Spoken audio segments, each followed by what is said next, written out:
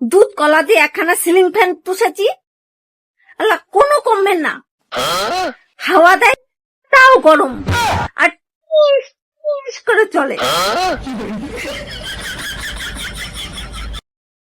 এই গরমে পরিশ্রান্ত মহিলাদের একটা টিপস দিচ্ছি, ট্রাই করুন, দেখবেন কাজ দেবে 100%।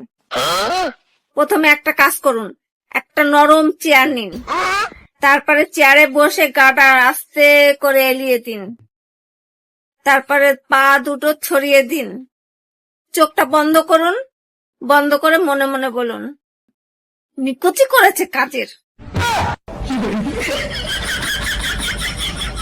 সবাই শুধু বলে এই গরমে বাইরে যেও না, শরীর খারাপ করবে, কিন্তু এটা তো বলে না যে এই গরমে আজকে রান্না করতে হবে না, একটু বিশ্রাম করো গিয়ে। দুধ কলা দিয়ে একখানা সিলিং ফ্যান পুষেছি, আল্লাহ কোনো কমবে না। হাওয়া দেয় তাও গরম, আর টিস টিস করে চলে।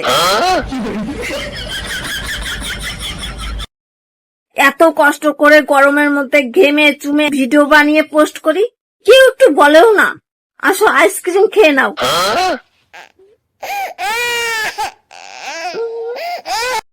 ফেসবুক হোয়াটসঅ্যাপের মধ্যে ঢুকে সবাই বসে থাকুন, বাইরে একদম বেরোবেন না, বাইরে কিন্তু একেবারে তাপপ্রবাহ চলছে।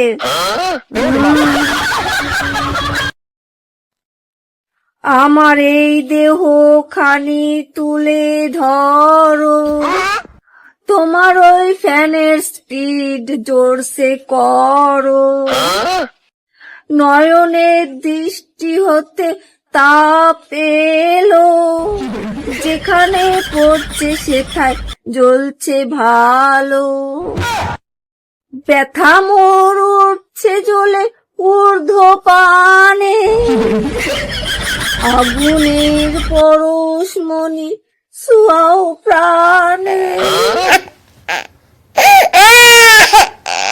শুনলাম সূর্যের সাথে নাকি মেঘের বিয়ে হয়ে গেছে, সূর্য নাকি মেঘের বাবারে কথা দিয়েছে যে মেঘের চোখ থেকে আর কোনোদিন জল পড়তে দেবে না।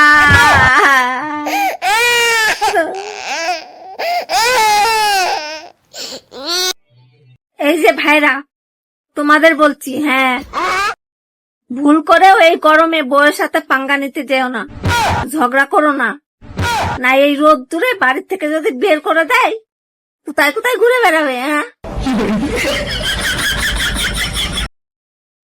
যতবার ট্যাঙ্কের জল মুখে দিচ্ছি ততবারই মনে হচ্ছে নিজের মুখে নিজের মুখাগ্নি